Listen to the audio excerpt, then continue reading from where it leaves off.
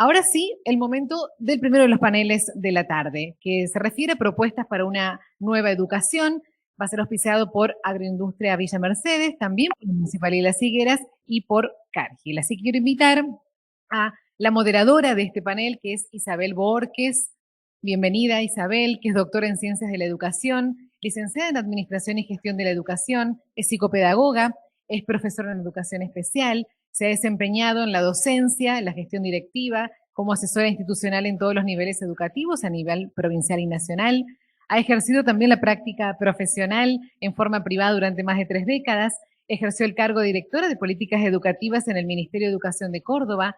Fue rectora de la Universidad Provincial de Córdoba, asesora del Ministerio de Ciencia y Tecnología de Córdoba y actualmente Isabel ejerce la profesión como consultora independiente. Bienvenida. Muchas gracias. Gracias a todos. Yo, habida cuenta de la edad, me traje los anteojitos también. Bueno, es un placer estar aquí. Gracias a la Fundación Río Cuarto 2030 por confiarme esta tarea. Tenemos un panel que realmente es un lujo. Yo voy a comenzar primero haciendo una breve referencia a lo que, la verdad que es medio incómodo esto de estar en este silloncito así, pero bueno. Todos hablamos de la educación asumiendo que la educación es un proceso indispensable, valioso, atesorable y que nos pone en la urgencia de hacer algo por ello. Y está visto que no nos está yendo muy bien en estos momentos en Argentina y que desde hace mucho tiempo que no nos va bien. ¿Qué decir al respecto? Yo me voy a valer de las palabras del maestro Paulo Freire. Él escribió un libro que fue traducido a casi todos los idiomas en este planeta, el libro de pedagogía más leído del mundo, que es Pedagogía del Oprimido. Lo escribió en el año 69. Y reflejaba la situación que América Latina en ese momento estaba viviendo como un proceso de deshumanización. 20 años después se escribe Pedagogía de la Esperanza. Y yo entiendo que si un hombre que pudo ver y retratar con tanta nitidez lo que América Latina y el mundo entero, podemos decir, necesitaba en ese momento y 20 años después seguía confiando en que la educación era la salida, pero no solo como proceso de crecimiento económico, sino fundamentalmente como proceso de humanización. Educarnos nos pone a salvo de deshumanizarnos, y esto es lo más importante que tenemos que vigilar y acompañar todos, ¿no? No solo los educadores. Pero, y para ir ya presentando a los panelistas, digo lo siguiente: con relación a los educadores, no nos olvidemos de que en estos momentos están solos en el aula. Digo, el otro día hablaba, tenía yo también, gracias a la, que está por acá, no sé, no lo veo, Rubén Lucero, de tener una columna en su programa de Radio Rivadavia, hablaba de la inclusión educativa y decía, che, estamos dejando solos a los maestros para que lidien con todo, no solo con el aprendizaje, sino también con las dificultades, con la violencia, con la desazón, con la incertidumbre, con todo lo que los chicos llevan a la escuela a diario. Y por otro lado, nos estamos perdiendo la oportunidad, quizá, si dejamos solos a nuestros maestros, de que son ellos en los que tienen ese, digamos, escenario regio de poder ver ya en la vida de un niño tempranamente lo que podría ser el curso de su existencia. El aula es un lugar maravilloso. Tenemos que prestar más atención a lo que todos como sociedad, hay muchos discursos dando vuelta, ¿no? Muchas buenas intenciones que no se concretan a veces o tantas veces. Pero pensar en el docente como el factor clave. Creo que esto es indispensable. No me quiero extender más. Les aviso que voy a ser una moderadora muy estricta con el horario, por eso tengo los anteojos. No tengo los anteojos.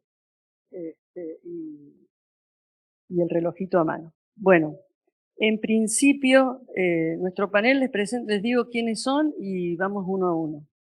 Abel Albino, Alicia Bañuelos, que está aquí presente, Gastón Vigo, Juan José Miras y Diego Colombek.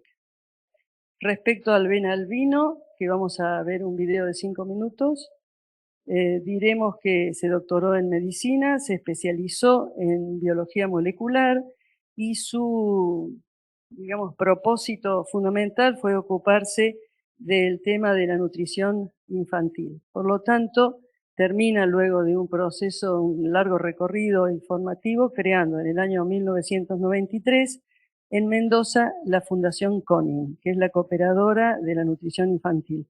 Si es posible, que damos el video. Buenos días, queridos amigos. Buenos días, queridos amigos.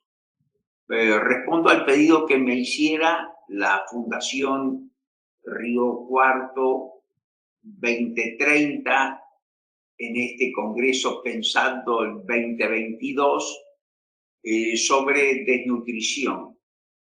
Y les respondo entonces a ver si podemos llevar más luz sobre este tema en esta oportunidad. El cerebro es el órgano que más rápidamente crece. Pesa el 10% del peso corporal de un niño al nacer. ¿Y cuánto pesa un niño al nacer? Normalmente entre 3 kilos, 3 kilos 200. Por lo tanto, su cerebro pesa 300 gramos, 320 gramos. Duplica su peso de nacimiento en 3 meses y lo triplica en un año. En un año tiene casi 1 kilo, 960 gramos, 980 gramos. Casi 1 kilo. Y de adulto tiene 1 kilo 200. O sea, que lo que crece el cerebro después del año es muy poco. En el primer año se sella la suerte de ese sistema nervioso central, de ese individuo, de ese pueblo, de esa nación. La principal riqueza de un país, decimos siempre, es su capital humano. Y si ese capital humano está dañado, el país no tiene futuro. Pero ¿por qué crece si nosotros nacemos y morimos con la misma cantidad de células cerebrales? Porque cada neurona, de los 100.000 a 140.000 millones de neuronas que tenemos en los escasos 3 milímetros de espesor de la corteza cerebral, cada neurona emite hasta 15.000 cables.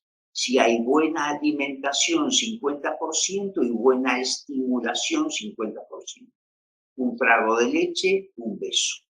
Si yo no lo beso, no le muerdo el cachete, no le cuento del payaso Plim Plim, no estimulo su imaginación, no incremento su curiosidad, no lo engancho con la vida. El niño, se lo dice un hombre que tiene 50 años de médico de niños, necesita el estímulo amoroso repetido, frecuente.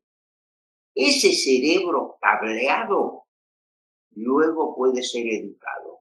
La educación es una semilla maravillosa, pero toda semilla para fructificar necesita un sustrato, diría un ingeniero agrónomo.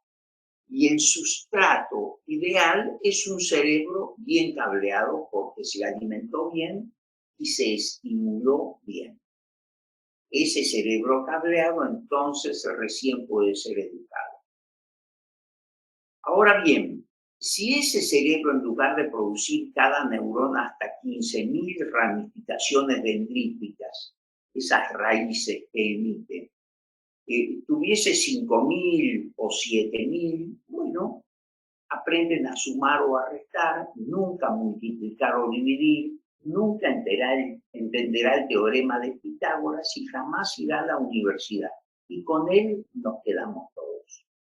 Si nosotros, que creo que es lo que todos pretendemos, queremos un país grande, rico, poderosos, Queremos volver a ser la Argentina que fue en 1910, cuando nos llamaba todo el mundo el asombro del mundo. Si queremos volver a eso, tenemos que poner el acento sobre el desarrollo neurológico y la educación. ¿Cómo afecta a las familias? Muchísimo, porque mientras más vacío tenga su cerebro, más vacío tendrá su bolsillo. Así de simple. En cambio, si tiene un cerebro lleno de conexiones y tiene una educación adecuada, no va a tener techo en su vida. Va a poder ir al límite de sus posibilidades. Y nosotros, los que hemos aprendido a leer y escribir en este país querido, tenemos la obligación moral de hacer que cada uno de nuestros niños pueda desplegar su potencial genético para tener igualdad de oportunidades. Muchísimas gracias.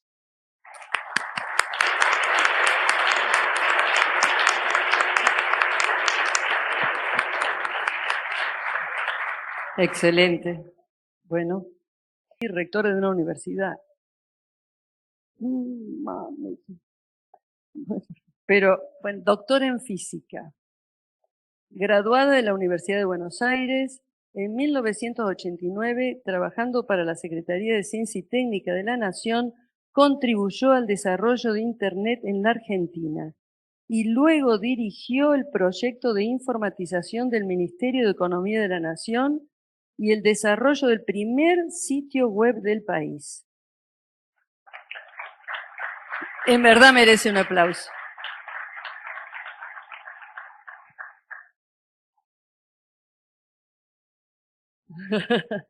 A ver, ese micrófono me parece... Si no te doy el mío, hasta que... A ver.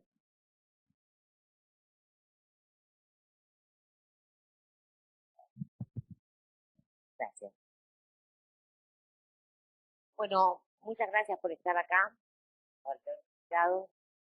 Posiblemente no haya nada más apasionante que hablar de la educación y hablar de las bases de una educación de calidad.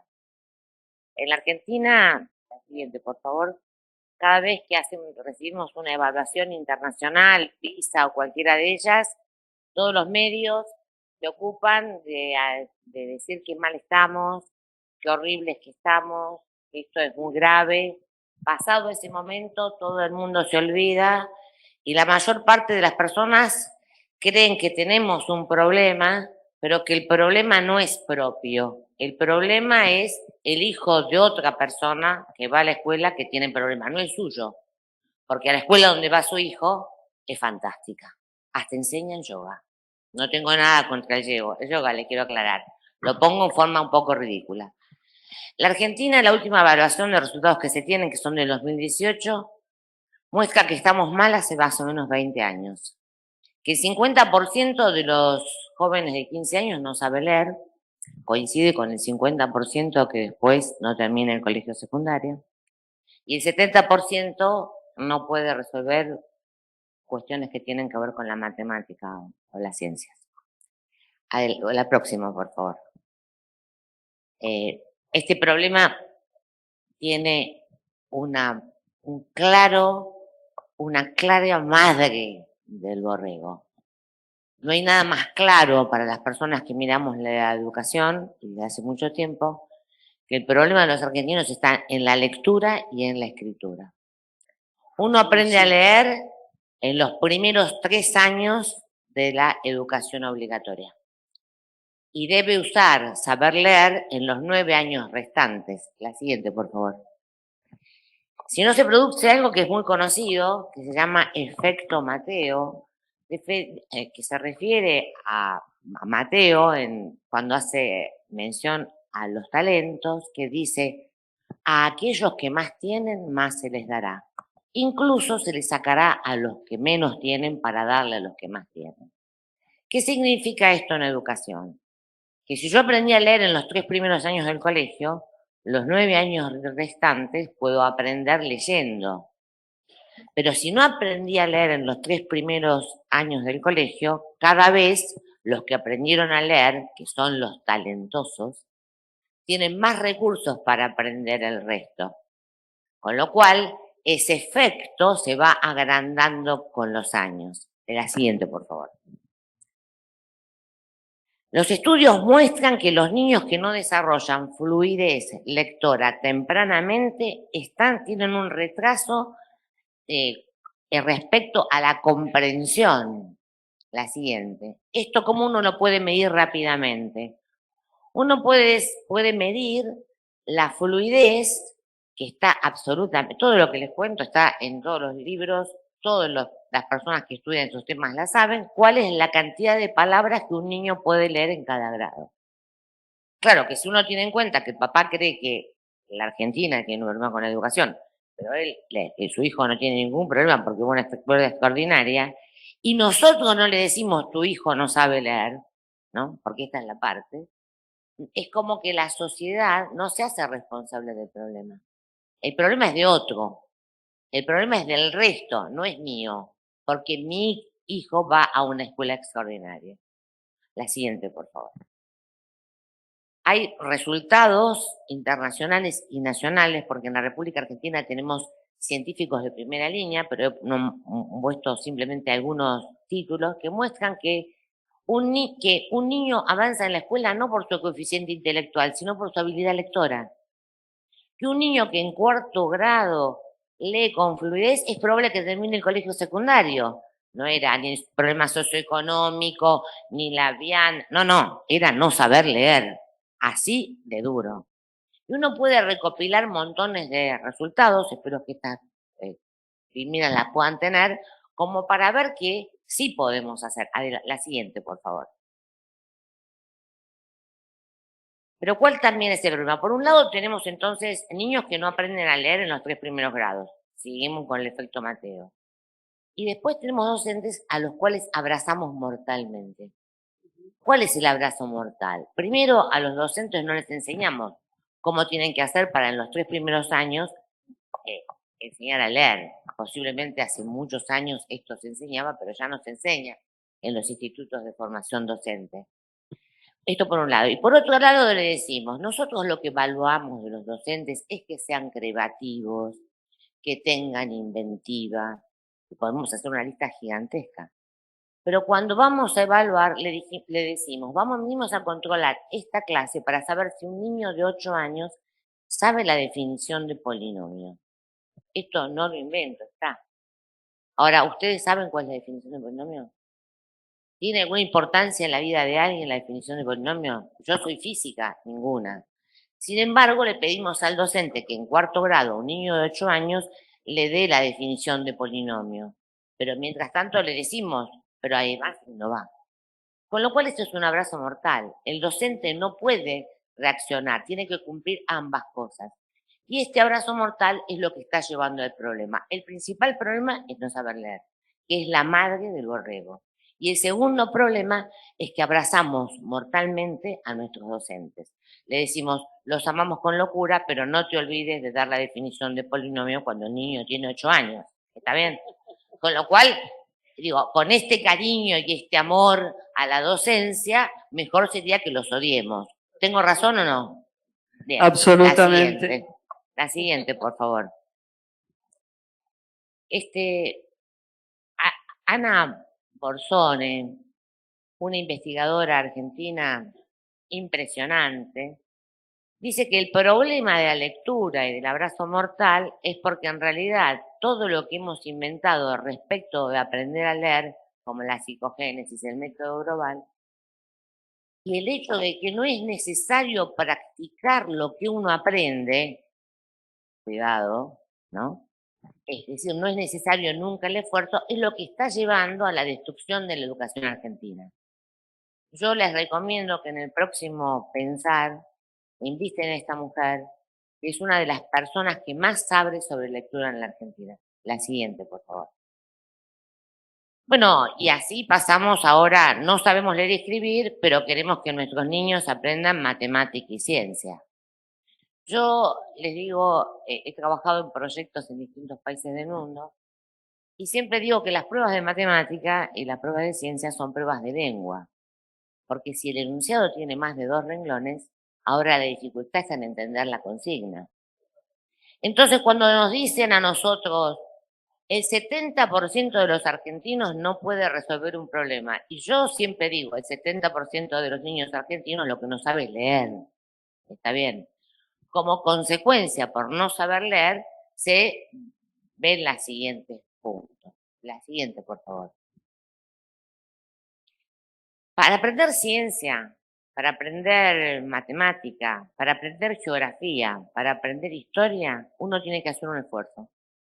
Es muy linda una nota que escribió Jaime Echeverry para La Nación, que cuenta la historia del maestro de música de un premio Nobel de Medicina, Sidhoff, que cuando le preguntan quién fue la persona más influyente en su vida, dijo, mi maestro de fagot, porque él me enseñó que hay que practicar, volver a practicar, que nada, los detalles son importantes y que mi vida es practicar. Sin embargo, los ministerios de educación recomiendan que no se practique. Es el método global, donde uno tiene que aprender porque está en un ambiente correspondiente y Por no hay inmersión. por inmersión, y no hay temas difíciles. Yo siempre digo, uno tiene que mirar en la historia, qué concepto y cuándo aparece. Pitágoras, 500 a.C., es más fácil que la definición de derivada, ¿no es cierto? Esto es de 1700. O sea, desde 500 a.C. hasta 1700 no eran tontos los que vivieron, era que el concepto era más difícil. Nosotros no podemos pretender enseñar en la escuela primaria y secundaria conceptos como si todos fueran fáciles y por la inmersión, sin ningún esfuerzo, hacer que los alumnos aprendan lo que no es factible. Entonces, como el maestro de música, el maestro de matemática y el de física tienen que hacer como el de lengua, tienen que hacer que los niños practiquen como practicamos nosotros, hay que leer en voz alta, etcétera. No podía hablar 70 horas, pero me va a correr. No, pero todo lo que está diciendo coincido y es muy claro. Es muy Bueno, claro. la siguiente, por favor. Acá llegó la pandemia. La pandemia. Entonces, pues nosotros en San Luis somos una provincia muy digital, pusimos todo digital, los maestros. Pero ¿qué vino a demostrar la pandemia? La pandemia demostró 2 grandes verdades. La primera es que decía que los docentes en la Argentina no querían aprender. Nosotros pusimos toda la posibilidad de aprender a usar herramientas digitales y el 80% de los docentes tomaron los cursos correspondientes. Luego la afirmación que los docentes no quieren aprender es falsa. Esto hay que tenerlo muy presente. A los docentes hay que sacarles el abrazo mortal. No es que no quieren aprender. Y lo segundo que enseñó la pandemia es que la currícula escolar está llena de pavadas. Llena de pavadas. Todo tema que se pone de moda. Y reiteraciones. ¿Eh? Y reiteraciones. Enseñamos la mitocondria desde 3er grado en adelante. Bueno, con las mitocondrias yo tengo un problema desde muy temprana edad, que ahora se los cuento. A ver, yo digo, todo el mundo habla hoy de blockchain, ¿no es cierto? Hasta las personas que no saben qué quiere decir blockchain saben que es un tema que está de moda. Faltan unos 30 nanosegundos para que lo pongamos en 2º grado de la escuela. Entonces, el docente, que está en el abrazo mortal, ahora le tiene que dar a un nene de 2º grado la definición de blockchain, ¿no? Yo esto del blockchain lo tomo ahora porque me parece gracioso, pero hasta hace muy poco tiempo esto lo hacía con la relatividad general. Yo estudié física. En la licenciatura de física no se estudia la relatividad general, solo la particular. Ya, pero falta muy poco porque algún psicopedagogo plantee que es necesario incluir en la currícula de 3er grado la relatividad general. Y los padres van a decir, estoy muy contento, no sabe leer, pero vos sabés que en la escuela le enseñan la relatividad general. Ustedes conocen casos así, ¿no es cierto? Bueno, este problema, entonces, la pandemia vino por un lado a decir, señores, los docentes quieren aprender. Y segundo, como no era factible dar la cantidad de temas inservibles que están en las currículas y que nadie está dispuesto a revisar, porque ese es el otro problema, entonces los docentes pudieron liberarse por un periodo pequeño de tener que dar todos estos temas. Pero ¿qué pasa ahora? Los ministerios de educación no están pensando cómo vamos a limpiar la currícula. La sociedad no está demandando. Mire, señor, para la escuela primaria hay que saber leer y escribir. Hay que saber qué es un triángulo, un rectángulo, un cuadrado y una circunferencia. La regla de 3 simple, la regla de 3 compuesta y se acabó la primaria. ¿Están de acuerdo? Bien. Todo lo demás, desde la definición de polinomio a cualquier otro tema, lo podemos excluir y le podemos dar esta libertad a los docentes. Pero lo que sí tenemos que tener claro es que los niños necesitan gente apasionada, docentes que están liberados, docentes que puedan aprender nuevas formas de enseñar a leer. Primero leer, segundo leer, tercero leer. En la posición 100, leer. Es el único instrumento que nos sirve para toda la vida. Aquellos que no puedan leer no van a conseguir un mejor empleo, no van a aprender a programar, no van a tener tantas posibilidades de tener una vida mejor. La siguiente, por favor. Bueno, nosotros en San Luis, y no les voy a contar todo esto porque sería imposible y seguramente no les resultaría tan entretenido, hemos hecho montones de plataformas para ayudar a los docentes. Por eso sabemos que el 80% de los docentes quiere efectivamente aprender. Hemos hecho plataformas para aprender, para jugar al ajedrez, para aprender a leer, para mejorar la lectura, para los idiomas. Y efectivamente hemos tenido mucho éxito. La siguiente. Estas plataformas, ¿cuánto me queda? Estas plataformas que las podemos compartir con todos los que quieran, son diversas, están muy probadas tanto por los docentes como por los niños. La siguiente. La siguiente. Ahora vamos a pasar rápido a la última. La siguiente. Y la última. Esto es lo que les decía al principio. Cuando uno dice, Jaime Echeverry, que lo voy a leer, que la gente está satisfecha con la educación si bien perciben que hay una crisis. Y esa tendencia cada vez se profundiza más. El 70% de los padres piensa que la educación está mal o regular, pero el mismo porcentaje piensa que sus hijos reciben una buena educación. Es indistinto si van a una escuela privada, pública, si van a la primaria o a la secundaria, si son ricos o pobres.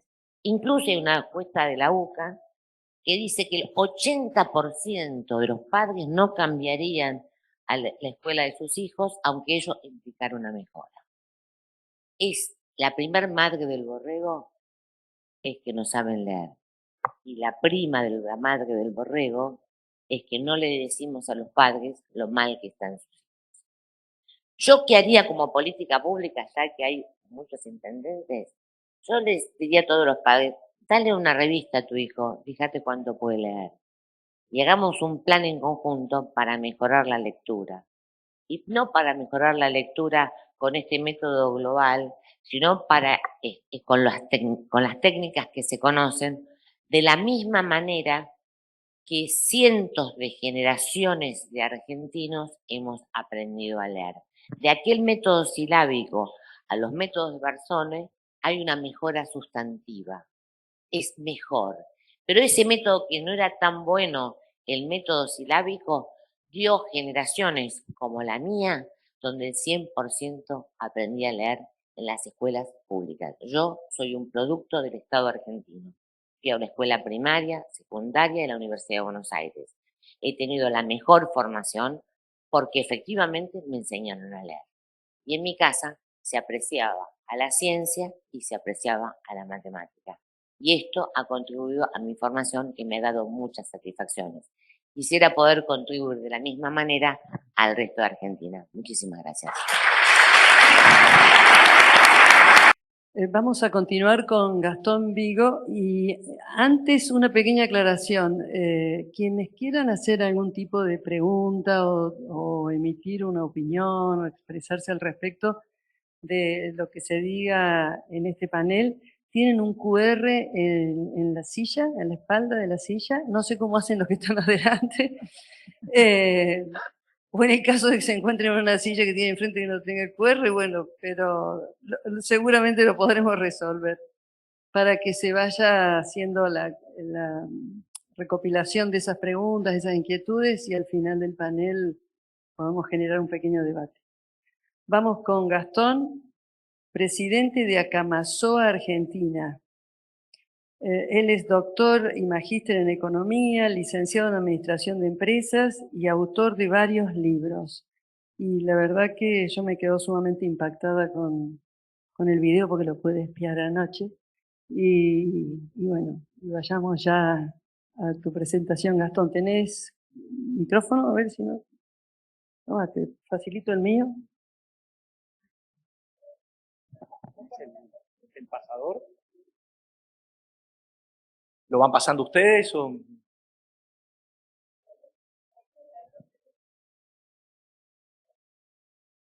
Ah, perfecto. Y si no, Estamos. a ver, ahí. Bueno, muchas gracias. Un placer para mí poder venir acá, escuchar cómo la doctora hablaba de ese libro, La tragedia educativa continúa, que hace algún tiempo lo terminé y te parta el alma. Lo que hacemos nosotros no es fácil, porque es trabajar en extrema pobreza con la gente que vive de rodillas, la indigencia más absoluta. Mi vida ha tenido convivencia permanente con aquellos que no han recibido los beneficios de la educación. Nosotros en la Fundación vemos gente de 12 años que no puede deletrear su nombre, personas que lamentablemente les han dado un título secundario, pero le han mentido, le han estafado, y cuando tratan de ingresar al mercado laboral se dan cuenta de quienes los han engañado. También uno se encuentra con mucha gente que se da cuenta de que su abuelo vivió en la pobreza, de que su padre vivió en la pobreza, de que ellos conviven en ella y que probablemente se darán cuenta al final de su tiempo de que el cementerio está lleno de pobres que esperaron un progreso que nunca llegó. Si querés, andá pasando vos, que es mucho más fácil. Entiendo que hay alguien ahí. ¿Hay alguien ahí? ¿Hay alguien ahí? Perdón. No, está muy bien, está muy bien. Ahí está. Va pasando entonces. Perfecto. Estas son simplemente 6 gráficas que para mí son importantes mostrarlas, porque creo que hay una gran confusión cuando se analiza la Argentina, porque no se habla nunca del mundo. Creemos que nosotros somos lo más importante, cuando en verdad uno solamente al viajar o al leer la historia de la humanidad se da cuenta que somos una nación, una sociedad, pero no somos el ombligo del mundo. Cuando uno analiza la extrema pobreza en el mundo, en 1800 éramos 1.000 millones de seres humanos y 960 millones vivían en la extrema pobreza. Es decir, que ser individuo y ser pobre era sinónimo. Antes de la pandemia, el 10% era pobre. Ello quiere decir que como nunca antes en la historia la pobreza se redujo. Estamos en el mínimo porcentual de la historia de la humanidad. Por supuesto hay 1.000 millones de personas, 1.200 dicen algunos.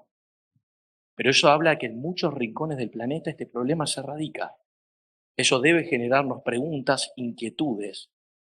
Después cuando uno ve cuánta gente podía leer y escribir en 1800, 9 de cada 10 no lo podían hacer. Hoy 8 de cada 10 lo hacen. Cuando uno analiza la mortalidad infantil, los menores de 1 año, en 1800 el 44% de la población moría. Hoy muere el 5%, porque las cloacas, el saneamiento ambiental, la alimentación, se llevó a una escala como nunca antes. Vivir en colonias, nosotros que disfrutamos de las bondades de esta democracia con tantas cosas que también duelen. Pero en 1800, 3/4 partes del mundo vivían en colonias, hoy quedan 17. y se dio una aceleración del Producto Bruto Interno Mundial, este palo de hockey, que ha sido un cambio fenomenal, aumentó un 3000% la producción. Pero a mí me sorprende, yo he vivido en África, en Madagascar, cómo livianamente los argentinos decimos, esto parece África. Primero que África es un continente, no es un país. No tiene nada que ver Mozambique con el Congo, con Sudán, con Nigeria, con Sudáfrica. Y mucho cuidado que, por ejemplo, Botsuana, como pueden ver en la gráfica azul, está por acercarse en PBI per cápita a la Argentina, el gráfico verde. Mucho cuidado con decir livianamente los africanos, cuando ya están despertando y es un continente de 1.000 millones de individuos que quiere progresar. La próxima.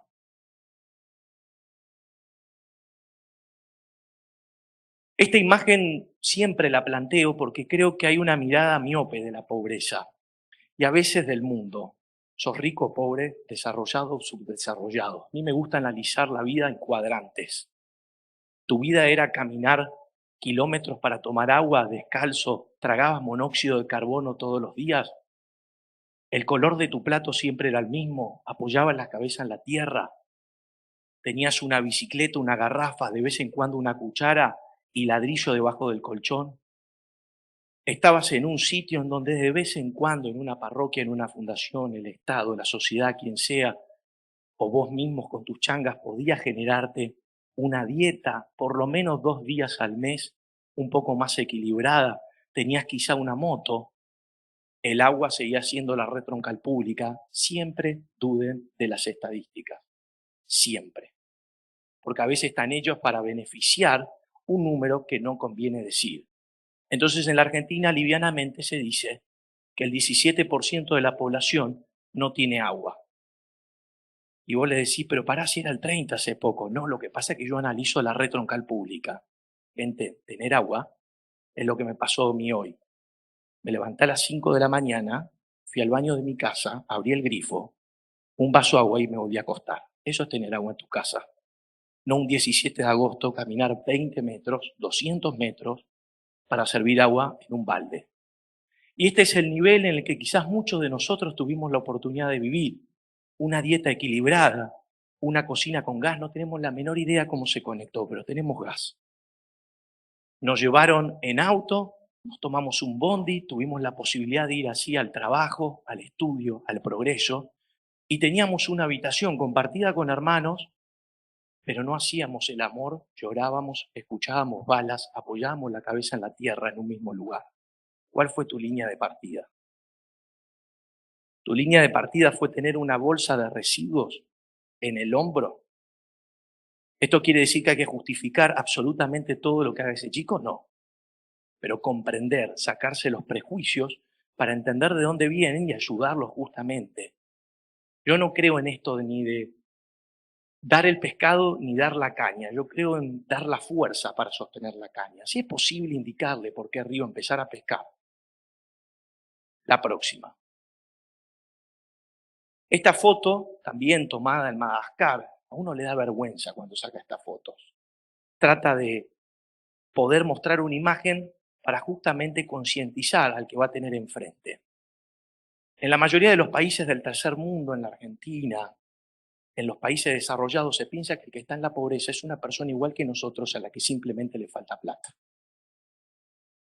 Evalúen, si no, no tiene lógica que Argentina haya multiplicado por 30 los planes sociales y la pobreza se perpetúa. Porque se piensa que el que está en la pobreza es igual que nosotros a la que simplemente le falta plata. Y muchas veces quizá carece de introspección, de retrospección, de experiencia adquirida. Quizás no aprendió a leer y a escribir correctamente. Conoce un frío y un hambre que nosotros no podemos ni imaginar. Cada vez que llueve sabe que se desmorona su casa. No tiene los ambientes separados.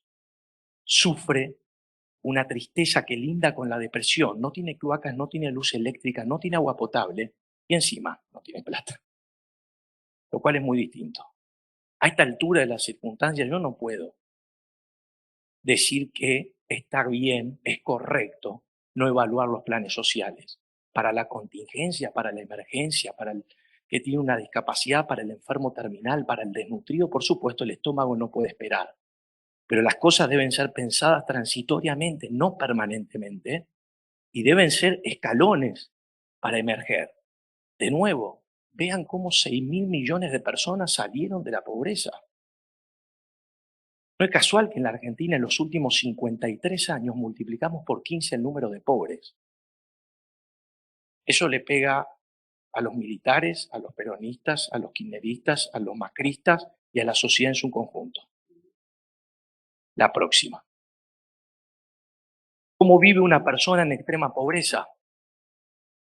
Piensen un segundo, una vida donde yo me tengo que acomodar en un sitio para dormir, donde tendré que sacar el colchón a la tarde. Esta foto se puede sacar perfectamente también en la Argentina, en Montequemado, Aniatuya, el Chaco salteño, y en cualquier sitio del país. Quizás no será el mismo material, pero habrá chapa, nylon y sufrimiento. Hay 5.000 villas miserias. Ese número es tan grande que si uno la juntase toda, es mayor a la superficie de Ciudad de Buenos Aires. La próxima.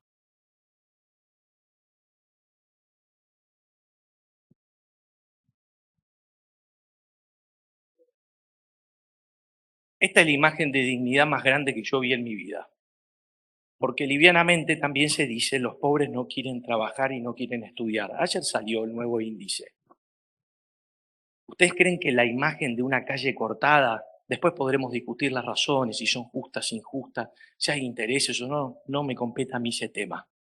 ¿Pero creen que una imagen de 50.000, 100.000, 200.000 personas explica el sufrimiento de 20 millones de individuos que tiene la Argentina viviendo en la pobreza? De 5 millones de niños. En la pobreza vos ves gente que se rompe el lomo laburando, con una capacidad de trabajo sobrehumana, que recibe una educación paupérrima, que los servicios son de la edad de piedra. Entonces, ¿qué uno ve? Ejemplos de dignidad. Esta mujer todas las noches va a Madagascar, en Antananarivo, en el basural de Manantenazúa, busca bolsas, las lava, las cose y al otro día las trata de vender. ¿Cómo se combate la pobreza? La calle tiene que ser tu oficina. Si vos no tenés contacto con la miseria, si no te rebelás, no con violencia, que eso no sirve para nada. Cuando uno ve la miseria, la pobreza y la injusticia, tiene dos opciones. O buscar un culpable y se pasa la vida tratando de hallarlo, o asumir la cuota de responsabilidad que te cabe como miembro de la sociedad. Este hombre, Pedro, al cual yo le debo mucho, argentino, tiene el orgullo de decir que ha ayudado a 500.000 de personas a salir de la extrema pobreza con trabajo, educación y disciplina. Disciplina, palabra tan temida en la Argentina, cuando en verdad es la constancia detrás de un objetivo, ir 1000 veces detrás de una idea. La próxima. ¿Cómo comienza Pedro? Y después nos vamos a ir a la Argentina. Yo me cansé. Escuché recién a una persona hablar de Finlandia. Yo me crié en una familia, en un entorno donde yo decía, che, fíjate lo que hizo Finlandia, mirá que viene Irlanda, el milagro económico. ¿Podés creer lo que se hizo en Nueva Zelanda? Flaco, esto es Argentina, no cambia más. Entonces por eso me fui al quinto país más miserable del planeta. Madagascar, donde la mortalidad infantil es 600 por 1000, 92% de extrema pobreza, 73% de desnutrición crónica. Y un sacerdote, con una capacidad de visión del Evangelio, vio miles de niños peleando por comidas en un basural. En Madagascar hay casas subterráneas debajo de la basura. Digo, si sigo hablando, soy un sinvergüenza. Y se puso en 4 patas, literalmente, porque un niño lo invitó a descender. Gran lección de Pedro. Para hacerse grande, primero hay que hacerse pequeño. La próxima. Lo que siga siendo, vení Gastón, vamos a buscar gente porque a mí nadie me va a convencer que un basural a cielo abierto debe existir en el tercer milenio. En el basural no se encuentra comida, se encuentra enfermedad, muerte y destierro. La próxima. La próxima. Ese video lo dejamos para otra oportunidad. La próxima. Cuando vivía allá, tengo amigos distribuidos por el mundo, le mandaba estas fotos. ¿Dónde está Gastón? en Bélgica, o en algún país bajo, qué sé yo, en un lugar muy bonito. Esos lugares lo hizo la gente que se hartó de esperar. ¿Pueden los más pobres vivir con colores dignamente, con acequias bien pensadas, con caminos pulcros? La próxima. Es lógico que una organización humanitaria haga sus caminos, tenga sus ambulancias, sus hospitales, siempre espirulina para combatir la desnutrición. No sé si es lógico. Y si el Estado no lo hace, ¿qué hacemos? Sí. Yo pago los impuestos, ya está. Es triste, porque en algún momento la sociedad argentina, la que quizás bajaba de un barco, muchos de nosotros venimos de ahí, conseguían laburo y pensaban, che, escucha, aquel tiene tuberculosis, otro es desnutrido, este no terminó la secundaria. Es muy correcto lo que dice la señora de la educación argentina. El 92% de los inmigrantes no hablaban castellano en la Argentina. Es un logro extraordinario de la educación. Pero pensaban, ¿qué podemos hacer por la comunidad? ¿Ustedes creen que los hospitales, los clubes, tales sitios se llaman alemán, español, esloveno? Porque sí, era gente con sentido de comunidad. Sacamos al Estado de sus funciones primarias, dimos todas las funciones habidas por haber y estamos preocupados solamente, que no está mal, pero solamente en las vacaciones, en el posgrado, cuando hay miles de personas en la extrema pobreza. La próxima. Uno cree que de la pobreza se saca a la gente con silbatos. Y eso es tan incorrecto. Capaz alguno de ustedes hoy no tenía ganas de ir a laburar. Y fue. ¿Por qué? Capaz alguno de ustedes no tenía ganas de ir a estudiar. Y estudió. ¿Por qué? Porque tuviste ejemplos, hábitos, conducta. Te dijeron, mirá que eso te va a llevar hacia adelante en la vida. Eso pasa ya. El bisabuelo de esta gente se rompió el alma en un basural para hacer una ciudad de 40.000 personas, de 4.000 viviendas, de 25 escuelas, de 5 cementerios. ¿Cómo se entierran los más pobres? Esa pregunta hay que hacérsela. La pandemia también nos mostró una tercera verdad. El país que tenemos, el país del que no hablamos, 200.000 chicos nunca más volverán a la escuela probablemente. Que se pongan en un cuarto tranquilos a estudiar, que entren a Zoom. A Karina, que es analfabeta, a Joana, que la están por masacrar y golpear corriendo una cortina, a su expareja. ¿De qué me están hablando? Por supuesto que entiendo las medidas sanitarias, pero no hablamos de todo el país, sino del país que creemos es lo mismo que lo de la tragedia educativa. Y lo otro importante, a resaltar que durante la pandemia se murieron 27 millones de personas de inanición y no vi ninguna fosa grabada. La próxima. ¿Cómo se hacen los barrios? Las 4 cosas irrenunciables: educación de todos los niveles, centros de atención primaria de salud, lugares para pensar el trabajo adentro o afuera y urbanización digna. Digna es digna. Es triste ir a un barrio social y ver que se subestima y se falta el respeto al que está en la pobreza. Miren que el que está en la pobreza es un ser humano. A veces se le hace un lugar pensando que el más pobre come, duerme y reta a sus hijos. Necesita un ambiente, necesita privacidad, necesita un sitio para que sus hijos estudien. Necesita sentirse persona. La próxima. Las distintas canteras de piedra que, por ejemplo, se hicieron. A veces combatir la pobreza es exceso de sentido común. Desde allí arriba, después de revolver basura, vieron que había piedra. Con tesón empezaron a romper. Con los adoquines hicieron las bases de las casas y los caminos. Siguieron picando bolsas, camiones y vendieron a las empresas. La próxima.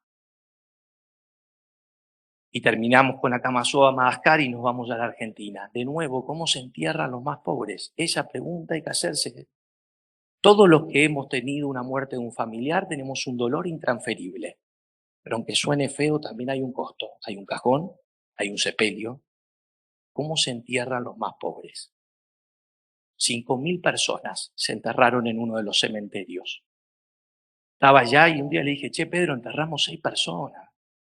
Te desarma ver personas muertas por enfermedades que en ningún país de medianos ingresos fallecerían. ¿Cuánta gente enterraste vos? 5.000. el poder de la constancia. 5.000 cachetadas, que no son uno más, son sus amigos, la gente que laburaba con ellos. ¿Y saben qué? Nada en Acamazúa, Madagascar, 22 barrios, les repito, tiene un nombre, un cuadro, una insignia que diga Pedro Peca. Nada. Sabe por qué hace las cosas. Y los centros de acogida, hasta el final es hasta el final. La próxima. ¿Cómo se piensan los nos va acabando barrios? el tiempo, Gastón. Sí, ahí vamos terminando. ¿Cómo se pasan los barrios? Vayan pasando y yo voy terminando.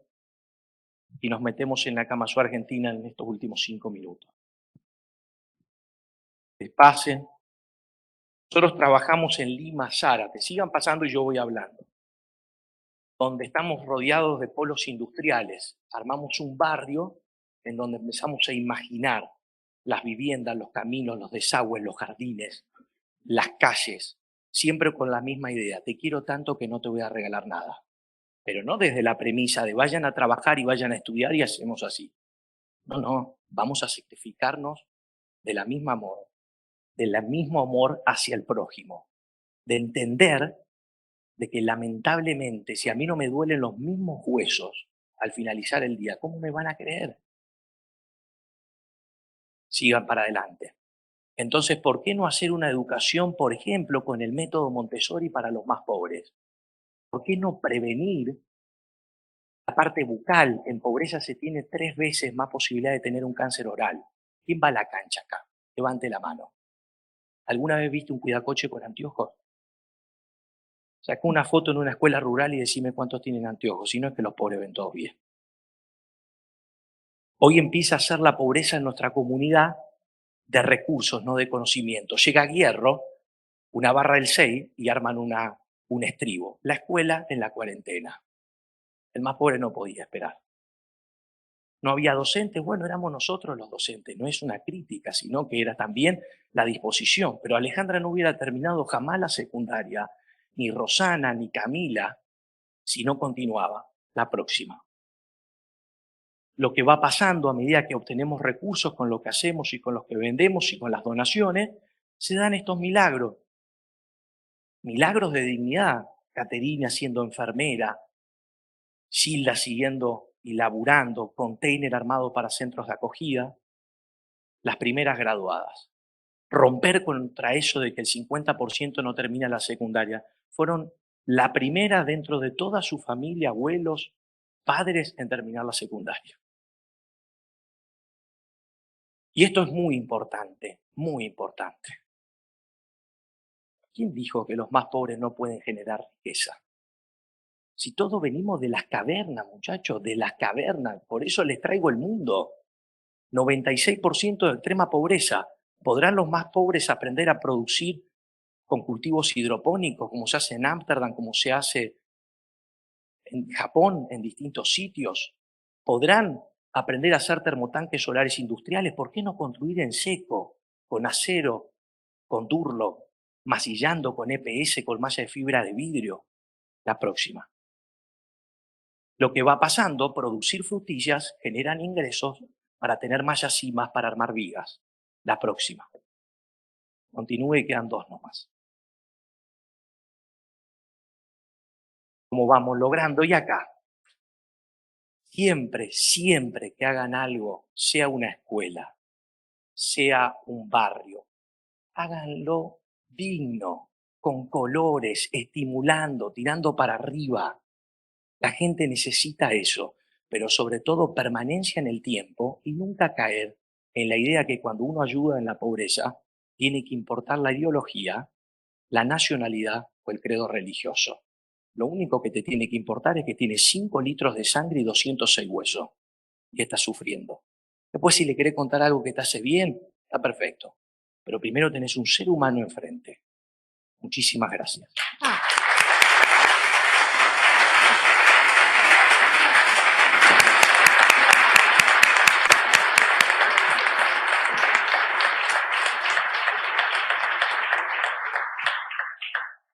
Fue muy emocionante escucharte. No es fácil seguir después de esto. Bueno, nuestro último panelista en persona, Juan José Miras, director de la Escuela Agrotécnica Salesiana Ambrosio Olmos, es licenciado en Economía, especialista en Marketing Agroalimentario y diplomado en Ciencias Sociales con mención en Currículo y Prácticas Escolares, profesor de Economía en la licenciatura en Ciencia Política y profesorado en Ciencias Políticas, Jurídicas y Sociales de la Facultad de Ciencias Humanas. Sea nuestro único panelista local, así que después lo vamos a aplaudir bien, porque el único riocuartense. Bueno, gracias, Juanjo, Bueno, tu muchas presentación. gracias. Te faltó decir lo más importante en el currículum, que somos compadres. Vos sabés que yo pensé, pero digo, después, sobre que me hizo llorar Gastón, digo, voy a decir que sube mi compadre, va a quedar feo, pero... Porque Isabel es madrina de mi hijo más grande, que tiene 25 años. Y la verdad que yo pensaba, digo, voy a ser moderado por una amiga. Y digo, bueno, no será la primer amiga que me ha moderado en la vida. ¿No? Porque hay muchas formas de moderar. Y es verdad lo que vos decís, ¿no? Venir ahora es como complicado. Es más, uno dice, estoy en el congreso que quiero estar, eso está claro y agradezco mucho la invitación. No sé si estoy en el panel que tengo que estar, porque ha ido muy alto esto y yo tengo que bajar al suelo y tengo que bajar a San Ambrosio, que está por acá nomás, 25 kilómetros de tierra. No vayan que el serrucho está insoportable. Puedo hablar de dulce de leche, porque también de paso este alfajor que están entregando, que es una delicia, próximamente sale con dulce de leche que hacemos nosotros. Vamos a pasar un chivo. Y la verdad que lo que me queda claro de haber escuchado y de mirar lo que tengo en la mano, digo, voy a tratar de capaz cambiar algo de lo que había pensado. Cuando a mí Isabel me dijo, tenés 10 minutos, y yo le puse por título a esto, los desafíos de la educación agrotécnica en una región agropecuaria, dije, bueno, a ver, tengo 10 minutos, voy a plantear 5 desafíos. A cada desafío le voy a poner 2 viñetas, o sea que serían 2 maneras de explicar cada desafío. Y cuando me quise dar cuenta, escuchando a Alicia, armé una polinómica. Así que vengo con mi polinomio y lo voy a tratar de resumir de otra forma, porque creo que si no voy a romper mucho el espíritu que se ha creado. Yo lo que creo, a resumidas cuentas, es que cuando hablamos de educación y de educación técnica, escuchaba atentamente los datos que aportaron con el estudio de la Fundación, la verdad es que vivimos una realidad muy dinámica. Y nosotros somos una escuela. Y somos una escuela que opera en el conjunto intersección, ya que hablamos de polinomio, hablemos de teoría de conjunto, entre 2 conjuntos importantes. Uno es el sector agropecuario y el otro es el sistema educativo. En la intersección del sector agropecuario y el sistema educativo estamos las escuelas técnicas agropecuarias en una región agropecuaria. Y vivimos adentro de ese conjunto de intersección todas las tensiones que se generan. Entonces, la primera cuestión y desafío que yo venía a plantear es, casi contradiciendo, pareciera algo del espíritu de lo que se está hablando, es que nosotros podemos mirar la demanda del sistema productivo, prestarle atención, pero no podemos olvidarnos que somos una escuela.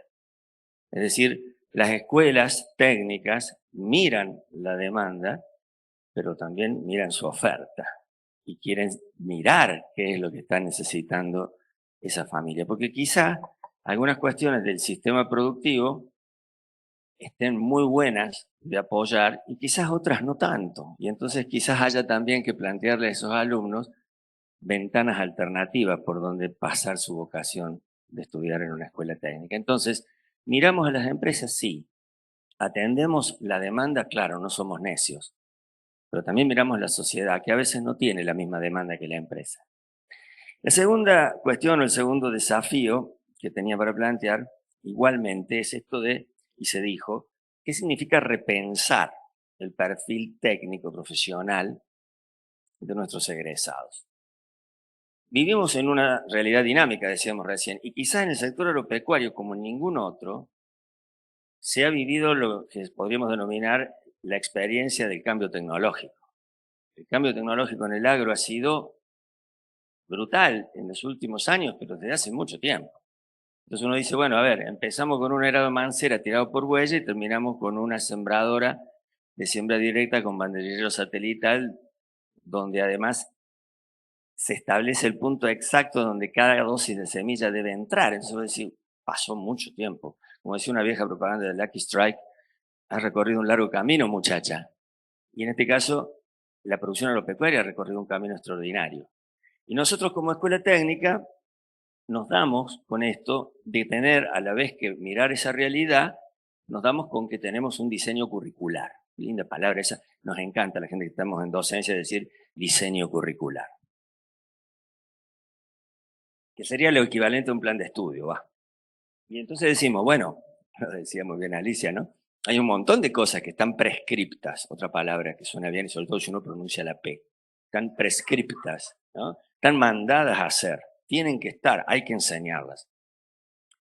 Y claro, cuando miramos lo que está prescripto y miramos lo que querríamos hacer a lo mejor, nos encontramos con esta especie de tensión también, ¿no? El abrazo mortal, muy bien dicho. Entonces, bueno, dentro de un marco legal de la Ley de Educación Técnico Profesional, las escuelas vamos buscando los intersticios, por aquello de que lo que no está prohibido está permitido. Y por ahí hay cosas que no te dicen, pero que igual podés hacer. Un ejemplo tal vez que pueda llevarse a entender bien esto. Nosotros, por ejemplo, en las escuelas técnicas agropecuarias, vimos cómo la formación en industria agraria, o en lo que llamaríamos transformación de materia prima, que venía de un plan que estaba diseminado a lo largo de todas las materias o de todo el currículo, mejor de todos los años, prácticamente se concentró en el último. Recién en séptimo año en las escuelas técnicas agropecuarias tenemos industrias agrarias.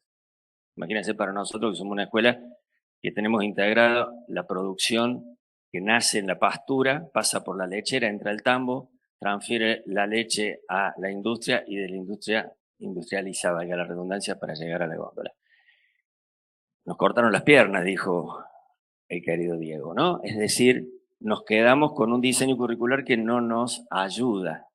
Y además parcelamos lo que es la idea del sistema agroalimentario. Entonces, vos te quedás en producción primaria, a vos te vamos a pedir que hagas alimentos. Ahora no nos pongamos a dialogar nunca, ¿eh? Entonces también cuesta generar, incluso desde la visión de estos alumnos que tenemos, la idea de la agregación de valor, porque te quedaste en un sistema primario. Cuestiones a atender. Los diseños curriculares sin duda están siendo cuestionados, tienen un altísimo nivel de envejecimiento, mueren rápido, porque la realidad es muy dinámica. Ya Provincia de Buenos Aires a esta época está discutiendo el diseño curricular de los técnicos en producción agropecuaria. Seguramente no tardará en ser tema de agenda y de discusión también por estos pagos. Pero también en nuestro perfil está lo que decía respecto de qué miramos, está la función de formar para la consecución de estudios superiores. Es decir, nuestros alumnos también pueden acceder a la universidad, digo los nuestros, no hablo solo de mi escuela, hablo de todo el sistema educativo, y entonces también nos encontramos ahí con otras cuestiones a revisar. Una, por ejemplo, clarísima, como el diseño curricular no tuvo en cuenta que al agregar el séptimo año y terminar con la física y la química y la biología en quinto, nuestros alumnos iban a tener un sexto y un séptimo en el que no iban a ver la mitocondria. Es decir, se iban a olvidar. Alguna vez se lo planteé, yo también soy un maestro para elegir amigos, levanté la mano en una asamblea de directivos de escuelas agrotécnicas de la provincia de Córdoba y planteé esto como pregunta. Ese diseño va a tener problemas para el ingreso a la universidad. Los chicos van a estudiar agronomía y veterinaria, pero los van a noquear con química en primer año. No, profesor, me respondieron desde el púlpito. Siempre, nunca hay que discutir con el que tiene el micrófono. Si aprendió bien, no se va a olvidar. Claro, y si yo fuera habilidoso como Messi, no estaría escuchándote a vos, tendría que haber respondido. Esas son las cuestiones que me parece que en el momento del perfil hay que pensar. Entonces, el primer desafío, atender las demandas de las empresas sin dejar de ser escuela. El segundo, repensar el perfil técnico profesional de nuestros egresados. El tercero, buscar los medios de acceso a la frontera tecnológica. Yo lo decía hace un ratito, la revolución tecnológica en el campo es impresionante. ¿Cómo hacen las escuelas para acompañar el ritmo de transformación del sistema productivo? Y ojo que estoy hablando del beneficio de estar en una escuela que ustedes saben tiene un patio grande, porque somos la antigua estancia del Durazno de doña Delia María Arilados de Olmo, viuda de Ambrosio Olmo. Pero pensemos en escuelas todas, no solo yo pienso en la mía, y la verdad es muy complicado. Entonces ahí el poder acceder a aquello para que después no nos miren como diciendo, pero ¿qué le enseñaste? Y le enseñé con lo que pude, lo que hay que hacer claramente es articular. La articulación con el sistema productivo por medio, no solamente de pasantía, te digo algo al respecto después, sino también por medio de las experiencias que las empresas pueden hacer acercando sus posibilidades a las escuelas. Los convenios también se pueden hacer aportando cosas a los colegios, en la línea, ¿no?, de lo que decíamos recién, o mejor dicho, decía muy bien quien me precedió en el uso de la palabra, Gastón, sí.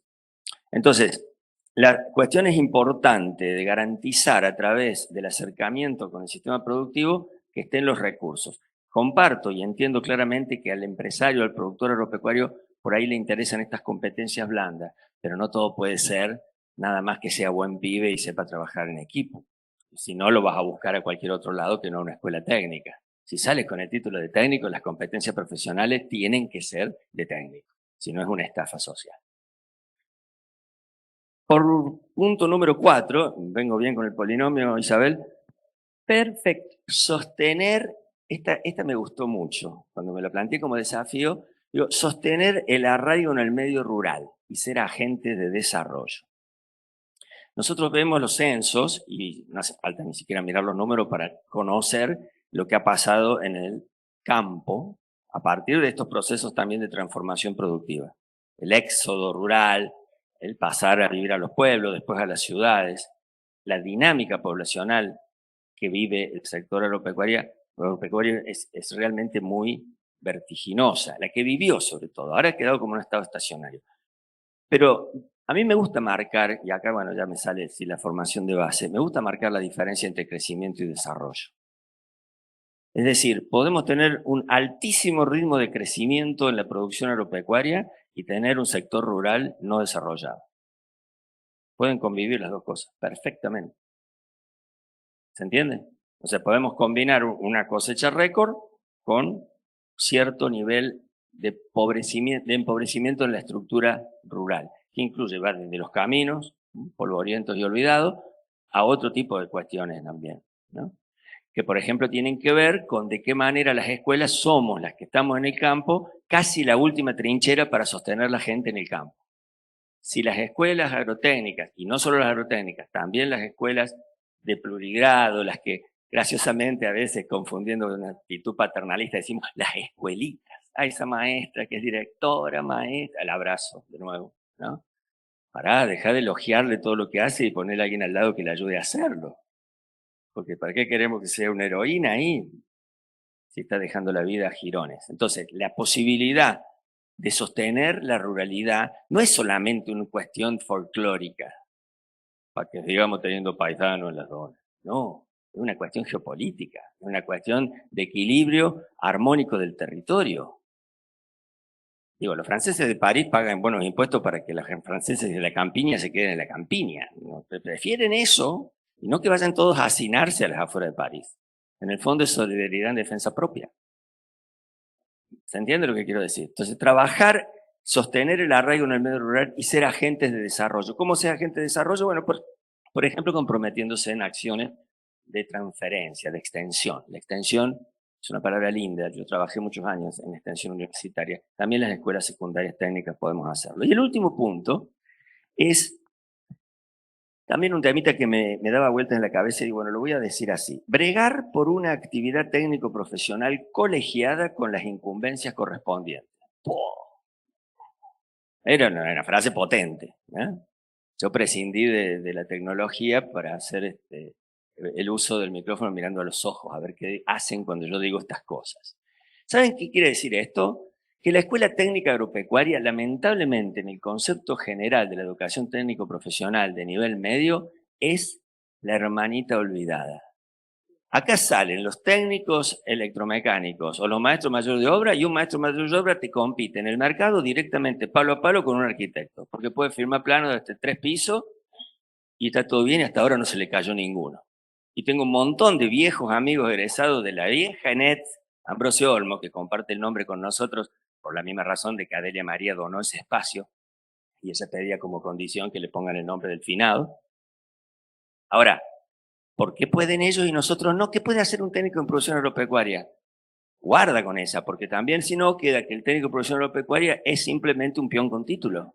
Y está perfecto ser un operario, y nadie dice que esté mal ser un peón. Lo que estamos diciendo es otra cosa. Si es un técnico, dale posibilidades de planificación, organización, gestión y control. Y para eso, integrarlo a los equipos técnicos profesionales de los establecimientos o de lo lado que sea, figurando con su perfil de competencias acreditado y registrado y colegiado, colegio profesional, y también cobertura de riesgo de seguro por mala praxis que la pudiera tener. De lo contrario, es mentira que tenés un técnico.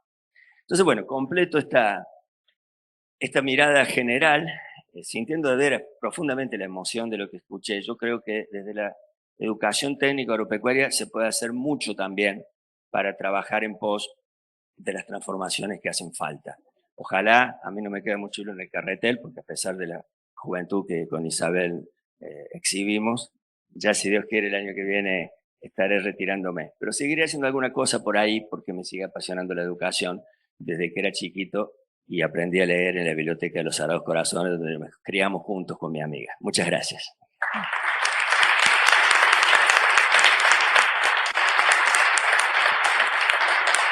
Ya que hiciste alusión a nuestro vínculo personal y afectivo, que desde la adolescencia, digo, pensando en esto, nosotros hicimos un trabajito de hormiga en aquel entonces cuando trabajábamos juntos también en la escuela de San Ambrosio, y salimos a recorrer la zona, porque en aquel entonces, estamos hablando de hace 20 años atrás, quizás o más, era una escuela solo de varones, no iban las chicas. Y en la zona de San Ambrosio hay muchas familias que viven en una pobreza que podríamos reconocer en alguna de las fotos de Gastón, y que tampoco, por supuesto, iban a la escuela secundaria, porque no tenían acceso ni posibilidad a ello, y la escuela más cercana era la escuela de los curas salesianos y era solo para varones. Entonces nosotros hicimos ese recorrido, salimos a visitar familia por familia, buscando también esta posibilidad de pequeños proyectos que generaran desarrollo y a su vez esperanza de vida, esperanza de proyecto, esperanza existencial. Y así fue como surgió, y fue la primera escuela, me parece, ¿no? De las salesianas, por lo menos que yo recuerdo. Sí, mixta. Sí, con la salvedad de que había un padre salesiano, un cura viejito que decía, esta no es una escuela mixta, no quería ceder.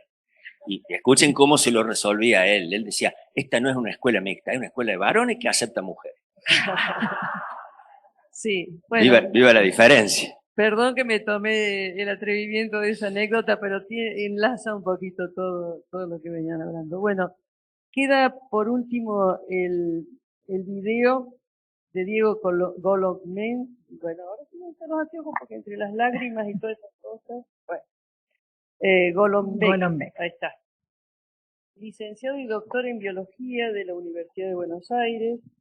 Actualmente es profesor titular de la Universidad Nacional de Quilmes, donde dirige el Laboratorio de Cronobiología e investigador principal del CONICET. Ha publicado más de 100 trabajos de investigación científica en revistas internacionales y dirigido tesis doctorales y de licenciatura. Es director actualmente de la colección Nuevos Enfoques en Ciencia y Tecnología de la editorial de la Universidad Nacional de Quilmes. ¿Y está el video? ¿Lo podemos pasar? No sabemos. Hola, soy Diego Golombek y antes que nada quiero agradecer la convocatoria de la Fundación Río Cuarto 2030 a este nuevo Pensando 2022. Y soy científico. Y les quiero contar un poco en qué andamos con la educación en ciencias y por qué me parece fundamental que los jóvenes y las jóvenes tiendan a más carreras científicas y tecnológicas. La educación en ciencias en Argentina no está en un momento brillante. Tal vez si lo separamos por distintos niveles hay diferencias. El nivel inicial de jardín de infantes es eminentemente científico, ¿no? Cuando la maestra se tira con los chicos y las chicas a entender el mundo, hace ciencia finalmente. Después en la primaria hay muy pocas horas de ciencia y en la secundaria hay ciencia pero completamente compartimentalizada. ¿Sí? La hora de física, la hora de química, la hora de matemática, y no tiene nada que ver la una con la otra. Por lo tanto, relativamente pocos chicos, pocas chicas llegan a las carreras de ciencia. Estamos mejor en cuanto a números, pero estamos lejos de lo que el país necesita. Pero esto no es solamente para formar científicos y científicas. La educación en ciencias, el pensamiento científico, es fundamental para cualquier cosa que hagamos, para lo que elijamos hacer. Realmente vale la pena tener una cabeza que pueda mirar el mundo con ojos de científico. Por otro lado, es importantísimo recordar que hay muchas carreras científicas con ocupación plena. O sea, te recibís de determinadas carreras científicas y tenés trabajo asegurado y muy buen trabajo. Todo lo que tenga que ver con ciencias de la computación, ni que hablar. La geología, las ciencias de la atmósfera, las ingenierías, muchas áreas de la química. Realmente conseguís muy buen trabajo y al revés de lo que puede pensar un joven a esta altura, que es voy a elegir una carrera tradicional porque me asegura una salida laboral, es lo contrario. Es que en las carreras científicas seguramente tenés mejor salida laboral. Otro mito, que la ciencia es para genios. No, no, no, a ver, sí, obviamente te tenés que dedicar. No es para genios, es para apasionados y apasionadas. Es para tener ganas de hacer preguntas, para entender un poco de qué se trata el mundo. ¿Cómo hacemos entonces? Primero, escuchar muy bien esa voz que tenemos dentro y que tiene ganas de hacer preguntas, de conocer la naturaleza, tal vez de hacer cuentas, tal vez de aplicar parte de ese conocimiento científico a algo muy concreto y que llegue a la sociedad. Y si tenemos esa voz, no lo dudemos. Vayamos a una carrera científica o tecnológica, pues realmente el país lo necesita y a ustedes los necesita. Hay otra razón más. Si vos haces ciencia, no pasa día sin que descubras algo. Posiblemente es algo chiquitito, así, que no le importa a nadie. Si le importa a vos, a tus estudiantes y a poca gente más en el mundo, no importa. Ese momento en el cual le robás un secreto a la naturaleza es extraordinario, es maravilloso y hace que todo lo demás valga la pena. Esos momentitos son los que nos mantienen un poco como científicos. Tenemos tanto que hacer. Tenemos tanto que hacer por federalizar la ciencia, porque haya ciencia en todos los rincones del país. Tenemos tanto que hacer porque haya una formación científica en toda la escuela y en la universidad, más allá de la carrera que sea. Tenemos tanto que hacer por vincular la ciencia con la sociedad. Esa falsa dicotomía entre ciencia básica y aplicada que en realidad no existe. La ciencia, es una forma de conocer el mundo. Seguramente a lo largo del camino para conocer el mundo van a aparecer aplicaciones. Les cuento mi caso. Yo soy neurocientífico, trabajo en ritmos biológicos, en sueño, y toda la vida trabajé en lo que se llama ciencia básica. En el camino empezamos a encontrar tratamientos, diagnósticos, formas de colaborar con la sociedad para que duerma mejor, para que los turnos de trabajo, los turnos escolares mejoren, o sea, aplicaciones de nuestra ciencia en la vida real. Y eso es simplemente por estar abierto a distintas miradas, por estar abierto a las preguntas. Los estudiantes, las estudiantes que tenemos acá son extraordinarios. Los docentes también. Tenemos escuelas de ciencia y tecnología de nivel mundial. Tenemos 3 premios Nobel. Bueno, aprovéchenlo. No se queden con las ganas. Realmente me parece que para ese futuro 2030 en Río Cuarto y en cualquier lado del país, lo que necesitamos es más jóvenes que se vuelquen a la ciencia y la tecnología, que aporten desde la ciencia y la tecnología para las políticas públicas. La van a pasar bien. ¿Van a tener que esforzarse? Claro que sí. Pero al final del camino hay un beneficio y una satisfacción por entender un poco más el mundo que hacen que todo lo demás valga la pena. Adelante, piensen en ciencia y tecnología, piensen en qué pueden aportar ustedes a su sociedad, a su pueblo, a su ciudad, a su provincia, a su país. La ciencia tiene mucho, pero mucho para ofrecerles. No lo dejen pasar.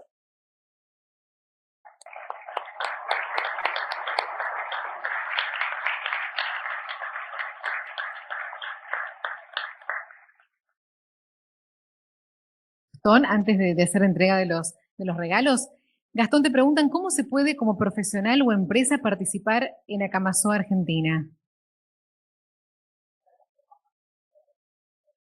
A ver si le pueden alcanzar. Ahí está. Una de las formas más directas es a través de donaciones. Nosotros somos una organización que depende solamente del apoyo de los privados y de lo que nosotros generamos, porque estamos muy convencidos de que también la organización humanitaria no debe depender solo de las donaciones. Así que nos contactan, de hecho creo que hay un link en el programa del Congreso Y después otra forma de ayudar, porque dicen, bueno, yo no tengo una empresa, no puedo. Nosotros también estamos exponiendo acá un libro nuestro que trata de contar lo hecho en Madagascar y lo hecho en la Argentina, con acciones concretas. Muchas veces la donación es emoción, reacción. Pero les aseguro que se van a sentir bien y que, por ejemplo, para nosotros es algo tan magnífico. Si Dios quiere, con el aporte de mucha gente, vamos a entregar 4 viviendas ahora en noviembre y ese es el objetivo. Chiquito, pequeño, hasta que un día te das cuenta, como bien muestra Pedro, que se puede hacer una ciudad. Muchas gracias. Perfecto. Muchas gracias. Bueno, gracias a los tres. La verdad que cada uno en su perspectiva y en su presentación han sido muy claros, brillantes y emotivos. Así que nos vamos con el corazón lleno. Muchas gracias, gracias a la audiencia por Bueno, ser quiero parte de aplauso para ellos, pero antes quiero invitar a Juan Manuel Compañuzzi y a Tilde Lunardi, que son socios de Fundación Río Cuarto, van a hacer entregas de presentes a los panelistas, a Isabel como moderadora también. También vas a recibir algo.